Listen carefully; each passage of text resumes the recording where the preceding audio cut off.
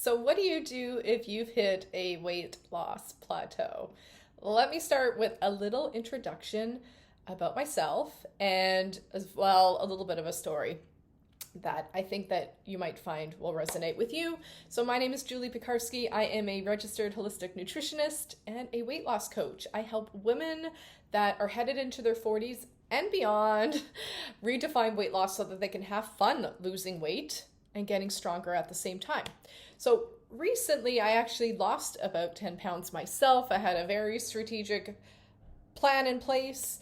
And this weight gain was a result of a few things. I'd been traveling for about a year and a half through Europe, then came back to North America, and food quality is totally different here. And then I think my hormones took a little bit of a hit along the way, and I'll save that for another story. Actually, I lost about 10 pounds in about 10 weeks, which is a completely sustainable and healthy result.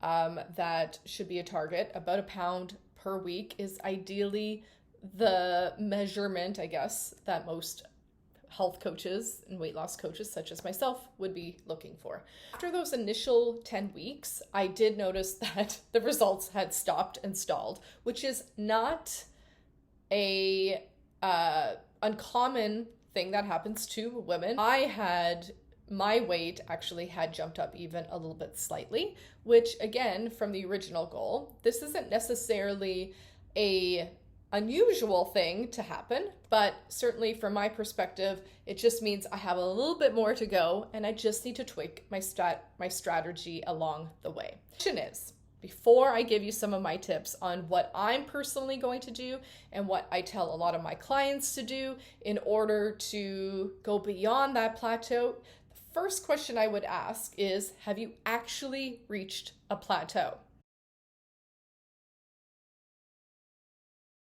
Weight will fluctuate for women, as I already indicated. You'll see from this image of actually my snapshot of my weight loss results over a 2-month period, you will see that my weight loss wasn't linear. I didn't go from here to here like this. It's like this, and it's quite normal for it to fluctuate, especially for women. There's so many reasons why it would fluctuate, namely hormones in your cycle, poor sleep, stress, too much starchy carbohydrates, water retention, all sorts of factors. What I would do if this is you and you're starting to see this plateau is you actually have to evaluate whether or not it's an actual plateau. Walk you through exactly what I would do if I were you. First things first is, are you measuring regularly? I want you to track your weight daily for at least 3 weeks. Do these measurements first thing in the morning, after you've gone to the bathroom, that's number 1, and number 2, and before you eat or drink anything. Take that measurement and track that every single day. And at the end of each week or the beginning of the next week, take the average of those 7 days and calculate it to see if there is a decline over that 3-week period. If there is, good news, keep doing what you're doing. But after 3 weeks, if it's still not dropping, then here are some things and shifts to consider. A bit of a strategy and a plan. Ask yourself the following questions and write these down so that you don't forget them. Number 1, what are your stress levels like? How is your sleep? If you have high stress and if you're going to bed at midnight every night and waking up at 6 in the morning, you're not getting 7 to 9 hours of consistent sleep. You're on your phone till late at night and you just don't know how to shut off, then you need to pay attention to those 2 markers. While neither of these have calories, they absolutely impact fat loss. I will tell you 100%, these are the 2 biggest factors of weight loss resistance. If that is something that you're struggling with, you need to work on those 2 things. Now, we can't get rid of the stress entirely, but there are some ways that we can take our nervous system from a fight or flight zone to more of a rest and digest zone. And so, sleep and stress go hand in hand. So I personally have a lights off my phone at 9 p.m., lights are dimmed, doing an Epsom salt bath, I'm reading, I'm doing all of these things so that I'm helping to support my body. Second one, if you're doing exercise, evaluate your exercise plan right now, especially if you're doing strength training regularly every week. That can boost inflammation in the body, especially if you have a lot of stress and your sleep is crap. So if you're doing 2 to 3 days of strength training a week, then you're probably fine. But if you're doing more than that, and especially if you're spending a lot of time in that gym, you might want to consider taking a week off and committing to just getting 10,000 steps a day. Honestly, too much exercise coupled with poor sleep and poor stress can actually build inflammation in the body, all three of those leading to weight loss resistance. So by being a little bit more strategic and honestly a lot more gentler, especially if you're a woman who's in her 40s and beyond, you have to take that approach sometimes. And so you might start to see the inflammation go down. And the reason why you would know inflammation goes down is that you feel less puffy, you look less puffy, and obviously you start to see the scale slowly start to drop.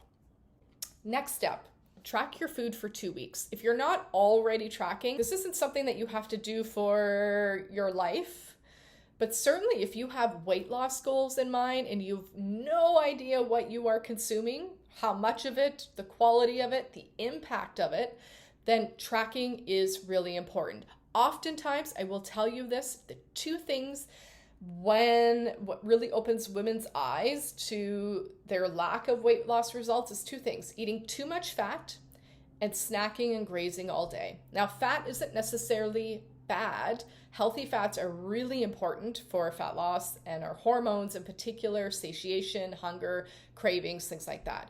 But there's a lot of crappy fats out there too as well. And so paying attention to that is really important. And grazing and snacking all day really just adds up. Now, in this video, I'm not going to break it all down for you what you should be eating in terms of macros. I can explain that in another video. But for now, getting that general goal and focusing on two things. Write these down.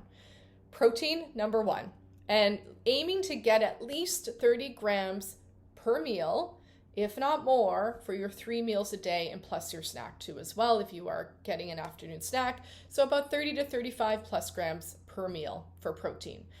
Really helps with muscle protein synthesis, so building that muscle, preserving your muscle, but satiation and curbing hunger. Second one is fiber. Most women undereat fiber, and fiber is really good for making sure that we're regular, but it also helps with satiation too as well. So fiber, aiming for about 25 to 30 grams per day. Focus on these two goals every single day and meet them consistently.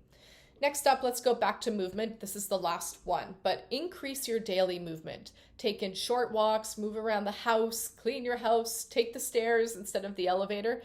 Oftentimes, I see this so common because I work with busy, active women. What happens is that they might get in that one strength training session in that morning and then they sit all day, or they just simply don't move at all and they're at their computer pounding the keyboards. But here's the thing, non-exercise movement, so things outside of your exercise or your strategic exercise, equates to about 15% of your total daily energy expenditure. 15%, that's quite a lot. While calories are not everything, depending on how much you are consuming and what you are consuming, you need to do something with that energy. So if you're eating and you're sitting and you're doing nothing with that energy, there may lie the problem for you. So this is a really important thing to consider. So I like to set a timer on my phone every 30 minutes or every hour to get up and move. Obviously, my goal every single day is 10,000 steps. 7 to 10, but my goal is pretty rigid with that 10,000 steps. Now, moving forward, I want you to consider, I would consider that you measure daily, of course, your scale and averaging out those numbers. Focus on the plan that I've laid out for you and all those markers, and then reevaluate in 3 weeks. But also, this is really important, so pay attention to this. It's really, really, really important to pay attention to the other markers. of improvement. If your energy is increasing, your sleep is improving, your mood is improving, your cravings are reducing, clothes are feeling looser, they're not as tight, your inflammation is going down, you feel less puffy, then this also means that your current strategy is working. You just simply need more time and consistency. That's it. Work on that for 3 weeks, maybe longer. If those markers keep happening and you're starting to feel that, that means you are on your way. You just need to be consistent and patient, or patient then consistent. Both very important. Okay, I'm going to leave you with that. Let me know if you have any questions, add them in the comments. Be sure to subscribe to this channel so that you can get notified when I've posted a new one.